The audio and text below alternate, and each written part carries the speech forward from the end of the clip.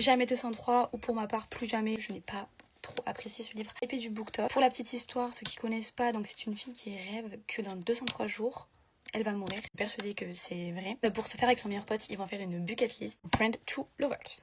Alors, ce que je n'ai pas aimé et pas apprécié, étant donné que c'est une romance psychologique, il est quand même dit noir sur blanc dans le livre que la personne ne voudrait jamais prendre anxiolytique, sinon ça serait un échec grosso modo pour elle. Oui, vous pouvez me dire que c'est sorti du contexte, mais je trouve que, étant donné qu'on sait à quel point c'est lu par des jeunes publics, calculer ce genre d'idée, j'ai pas trop compris. On parle de médicaments et c'est pas la bonne classe pharmaceutique ni rien, donc je trouve que ça change aussi un petit peu le sens de l'histoire à certains moments. Fait que j'ai voulu mettre de la psychologie. Je trouve que c'est bien, c'est juste que pour moi ça n'a pas forcément été bien intégré, ça me faisait plus pavé collé que vraiment une discussion fluide.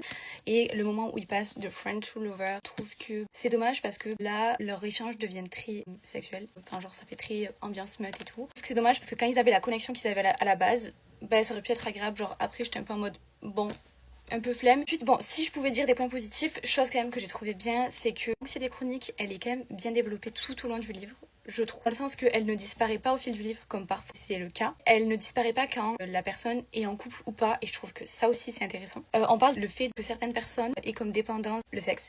Et je trouve que c'est hyper intéressant parce que on n'en parle pas assez et c'est de plus en plus présent que des personnes utilisent ça comme échappatoire à la réalité. C'était abordé dedans, donc je trouvais ça quand même intéressant.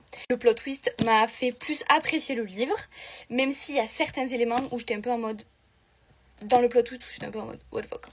Je pense que sincèrement j'ai énormément de choses à dire, donc peut-être que je ferai une vidéo YouTube ou je sais pas. C'était mon avis, encore une fois c'est pas pour envoyer la pierre à l'auteur ou quoi que ce soit, juste c'est mon avis sur quelque chose qui est hyper hypé, donc je me permets de nuancer un peu le propos, mais n'hésitez pas à vous faire votre propre avis.